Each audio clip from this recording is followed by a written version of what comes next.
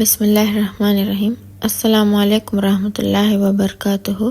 دوستوں، آج کی یہ ویڈیو ایک مغرور شہزادی کی ہے جسے اپنے حسن پر بہت ناز تھا، لیکن قسمت کی ستم زری یہ تھی کہ اس کی شادی ایک فقیر سے ہو گئی۔ ایسا اس کے ساتھ کیوں ہوا، یہ جاننے کے لیے آج کی یہ ویڈیو کو آخر تک ضرور دیکھیں۔ بہت عرصے پہلے کی بات ہے، ایک بادشاہ تھا، اس کی ایک خوبصورت اور اکلوتی بیٹی تھی۔ اپنی خوبصورتی اور دولت کی وجہ سے وہ بہت مغرور اور غصے والی تھی۔ جب بھی کہیں سے اس کے لیے شادی کا پیغام آتا تھا تو اسے ٹھکرا دیتی تھی اور اس کا خوب مذاق اڑاتی تھی۔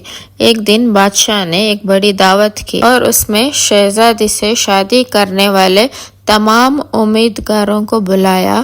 سب لوگ اپنے اپنے مرتبے کے لحاظ سے کرسیوں پر بیٹھ گئے۔ شہزادی اس دعوت میں اپنے کنیزوں کے ساتھ بڑے مغرورانہ انداز میں وہ جس امیدوار کے پاس سے گزرتی اس کو بڑے حقارت سے دیکھتی۔ جب وہ ایک شہزادے کے پاس پہنچی جو بہت موٹا تھا، اس نے اپنے کنیزوں سے ہنستے ہوئے کہا، یہ تو گول ٹب ہے۔ دوسرے امیدوار کو دیکھ کر تو اس نے کہا، کیسا کھمبے کی طرح لمبا لگتا ہے۔ ایک شہزادہ چھوٹا تھا تو اس نے کہا، ذرا چھوٹو موٹو کو تو دیکھو۔ ایک نواب بہت گورا تھا، شہزادی نے اس کو سفید چوہا کہا۔ ایک کا رنگ سور تھا تو اس نے اس کو مرغ کی کنگھی کہہ کر پکارا۔ اسی طرح وہ ہر ایک امیدوار کی بے عزتی کرتی رہی، لیکن ایک بادشاہ کو دیکھ کر تو بہت زیادہ ہنسی کیونکہ اس کی داڑھی تھی۔ اس نے اس کا مذاق اڑاتے ہوئے کہا، ذرا اسے دیکھو، اس نے اپنے چہرے پر کیسے جھاڑ پونچھ اگا رکھی ہے۔ بادشاہ نے جب دیکھا کہ اس کی بیٹی نے مہمانوں کی بہت بے عزتی کی تو اسے بہت غصہ آیا۔ اس نے بڑے دربار میں اعلان کر دیا کہ شہزادی پسند کرے یا نہ کرے، مگر اب میں اس کی شادی ایک کسی فقیر کے ساتھ کر دوں گا۔ اس اعلان کے بعد تمام لوگ وہاں سے چلے گئے۔ کچھ ہی دیر بعد ایک آوارہ گرد گویا جو گلیوں میں گھوم کر گانا گایا کرتا تھا، اس نے شاہی محل کے نیچے کھڑکی کے قریب کھڑے ہو کر گانا گانا شروع کر دیا۔ بادشاہ نے اس کی آواز سنی تو ایک خادم کو حکم دیا کہ اس فقیر کو اندر بلا لاؤ۔ خادم پھٹے پرانے کپڑے والے فقیر کو محل کے اندر لے آیا۔ اس فقیر گویے نے بادشاہ اور شہزادی کے سامنے بہت اچھا گانا گایا اور بادشاہ سے انعام مانگا تو بادشاہ نے کہا، تم نے بہت اچھا گانا سنایا ہے مجھے، میں تمہیں بہت اچھا انعام دوں گا۔ میں اپنی بیٹی کی شادی تم سے کروں گا۔ جب شہزادی یہ سنتی ہے تو وہ بدحواس ہو گئی، وہ بہت روئی بھی تھی، مگر بادشاہ نے اس کی ایک نہ سنی۔ بادشاہ نے اسے ڈانٹتے ہوئے کہا، میں نے مہمانوں کے سامنے قسم کھائی تھی کہ تمہاری شادی کسی فقیر کے ساتھ کر دوں گا، اب میں وہ قسم پوری کروں گا۔ یہ کہہ کر بادشاہ نے قاضی کو بلایا اور مغرور شہزادی کی شادی آوارہ گرد گویے کے ساتھ کر دی اور پھر حکم کیا، تم اپنے شوہر کے ساتھ جانے کی تیاری کرو۔ شہزادی روتی پیٹتی فقیر کے ساتھ چل پڑی۔ راستے میں وہ ایک شکارگاہ سے گزری۔ اتنی بڑی شکارگاہ کو دیکھ کر وہ حیران ہو گئی۔ اس نے فقیر سے پوچھا، یہ شکارگاہ کس کی ہے؟ میں نے سنا ہے کہ تم نے ایک داڑھی والے بادشاہ کا مذاق اڑایا تھا، یہ شکارگاہ اسی کی ہے۔ اگر تم اس سے شادی کر لیتی تو یہ تمہاری ملکیت ہو جاتی۔ فقیر نے جواب دیا۔ شہزادی نے کہا، ہاں میں نے یہ کیا کر دیا؟ اسی وقت وہ ایک خوبصورت باغ کے پاس پہنچی۔ تب شہزادی نے پوچھا، یہ باغ کس کی ہے؟ تب اس نے کہا، یہ باغ بھی اس داڑھی والے کی ہے۔ فقیر نے آہستہ سے کہا۔ شہزادی نے افسوس بھرے لہجے میں کہا، میں کتنی بدنصیب ہوں۔ پھر وہ ایک بڑے عظیم شان شہر میں داخلہ کیا۔ اتنا بڑا اور خوبصورت شہر دیکھ کر شہزادی حیران ہو گئی۔ اس نے پوچھا، اس شہر کا مالک کون ہے؟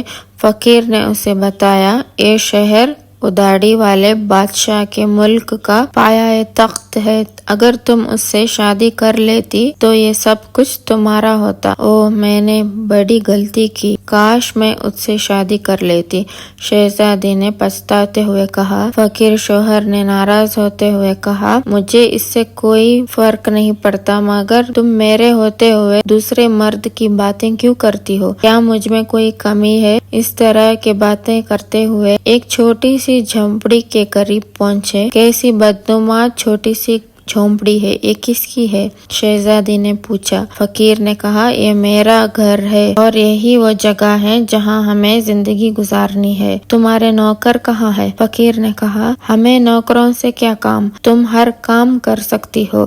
اب آگ جلاؤ اور میرے لیے کھانا پکاؤ، میں بہت تھک گیا ہوں۔ کیونکہ شہزادی کو کھانا بنانا نہ آتا تھا، اس لیے فقیر نے اس کی مدد کی اور کچھ دیر بعد انہوں نے الٹا سیدھا کھانا پکا کر کھا لیا اور سو گئے۔ دوسری صبح فقیر نے اسے جگایا، گھر صاف کرنے اور دوسرے کام کرنے کے لیے کہا۔ سارا دن کام کرتے رہی، اوپر سے جلے کٹی باتیں بھی سنتی رہی، مگر صبر کے سوا کوئی چارہ نہ تھا۔ اسی طرح انہوں نے کچھ دن گزار دیا۔ ایسا وقت آیا کہ ان کے پاس کھانے تک کے لیے پیسے نہیں تھے اور کچھ بھی نہیں تھے۔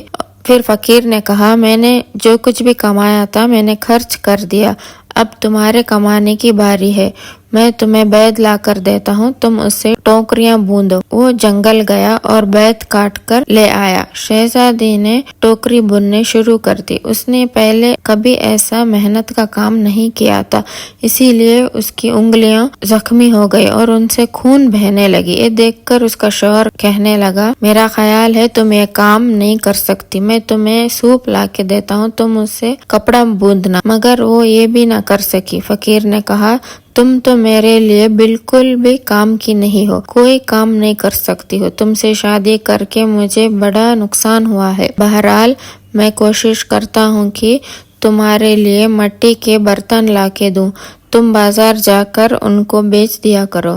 مغرور شہزادی نے اکڑ کر کہا، مگر جب میں بازار میں کھڑی ہوں گی تو میرے ملک کے لوگ مجھے اس حال میں دیکھ کر خوب ہنسیں گے۔ فقیر نے کہا، یہ میرا مسئلہ نہیں ہے، اگر تم بھوک سے مرنا نہیں چاہتی ہو تو تمہیں یہ کام کرنا ہی ہوگا۔ مٹی کے برتن بیچنے کا کام بہت اچھا چل رہا تھا۔ لوگ جب ایک خوبصورت لڑکی کو بازار میں برتن بیچتے ہوئے دیکھتے تو اس پر ترس کھا کر کچھ نہ کچھ ضرور خرید لیتے تھے۔ برتن بکتے رہے تو فقیر نے اور برتن لا کے دیے۔ اسی دوران ایک بدمزاج سپاہی وہاں سے گزر رہا تھا۔ اس نے بازار کے بیچوں بیچ برتن رکھے ہوئے دیکھ کر انہیں لات مار کر توڑ دیا اور کہا، آئندہ سے اس طرح راستہ مت گھیرنا۔ شہزادی بہت پریشان ہو کر اس نے سارا واقعہ گھر آ کر اپنے شوہر کو سنایا۔ تم انتہائی بیوقوف، تم سے کس نے کہا تھا کہ بیچ بازار میں برتن لے کر بیٹھ جاؤ؟ آخر وہاں سے لوگوں کو گزرنے کے لیے دشواری ہوتی ہے۔ میرا خیال ہے تمہارا بس کا کام یہ بھی نہیں ہے۔ خیر میں شاہی محل جاؤں گا، ہو سکتا ہے وہاں تمہارے لیے کوئی کام نکل آئے۔ یہ کہہ کر وہ شاہی محل کے لیے روانہ ہو گیا۔ شام کو فقیر واپس آ کر اس نے کہا کہ شاہی محل میں تمہارے لیے مددگار باورچن کی جگہ مل گئی ہے، اب کم سے کم ہمیں کھانے کو خوب مل جائے گا۔ اور اس طرح مغرور شہزادی نے ایک مددگار باورچن بن کر صبح سے شام باورچی خانے کے سارے کام کرتی تھی۔ شام کو لوگوں کے آگے بچا ہوا کھانا لے کر گھر آ جاتی اور اس طرح دونوں میاں بیوی کا گزارا ہو جاتا تھا۔ محل میں آئے ہوئے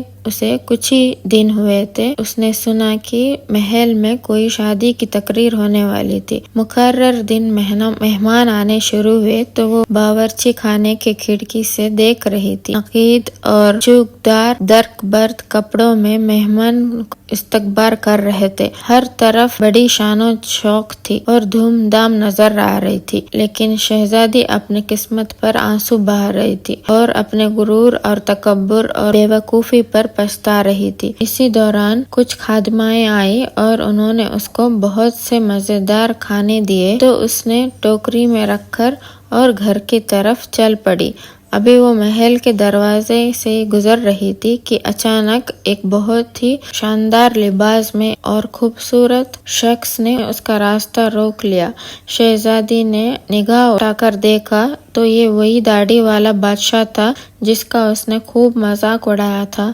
وہ خوف اور شرم سے کانپنے لگی۔ اتنے سارے لوگوں کو دیکھ کر اس کا اپنے اوپر قابو نہ رہا اور گھبراہٹ میں ٹوکری اس کے ہاتھ سے نیچے گر گئی اور اس میں سے کھانا نکل کر چاروں طرف بکھر گیا۔ تمام درباری ہنسنے لگے۔ شہزادی کا یہ حال کہ کسی طرح سے زمین پھٹ جائے تو وہ اس میں سما جائے۔ اس نے جھٹکے سے اپنا ہاتھ چھڑا لیا اور بھاگنا چاہتی تھی کہ بادشاہ نے لپک کر اسے دوبارہ پکڑ لیا اور بڑے نرمی سے پوچھا، ڈرو مت، کیا تم مجھے نہیں پہچانتی؟ میں تو وہی آوارہ گرد گویا ہوں جو تمہارے ساتھ جھونپڑی میں رہتا ہوں۔ میں وہی سپاہی ہوں جس نے تمہارے برتن توڑے تھے۔ یہ سب کچھ میں نے اس لیے کیا تھا کہ میں تمہیں پسند کرتا ہوں اور تم سے شادی کرنا چاہتا تھا۔ اب تمہارے غرور کا علاج ہو چکا ہے اور تمہیں اچھا سبق مل گیا ہے۔ پچھلی باتوں کو بھول جاؤ۔ دیکھو آج ہماری شادی کی تقریب ہے۔ اسی وقت کنیزوں نے اسے اپنے ساتھ لے گئی۔ شہزادی کو نہلا کر دلہن کا لباس پہنایا۔ جب وہ دوبارہ ہال میں آئی تو دیکھا کہ اس کے والدین اور اس کے تمام درباری بھی وہاں موجود تھے۔ تب لوگوں نے اسے مبارکباد دی۔ اب شہزادی بالکل بدل چکی تھی۔ اس کا غرور، اس کا گھمنڈ اور دوسروں سے نفرت کرنا ختم ہو چکی تھی۔ اس نے زندہ رہنے کا ڈھنگ سیکھ لیا تھا۔ آپ کو ویڈیو اچھی لگی تو ضرور لائک کرنا اور چینل پر نئے ہیں تو ضرور سبسکرائب بھی کرنا۔ جزاک اللہ خیر۔ السلام علیکم رحمۃ اللہ وبرکاتہ۔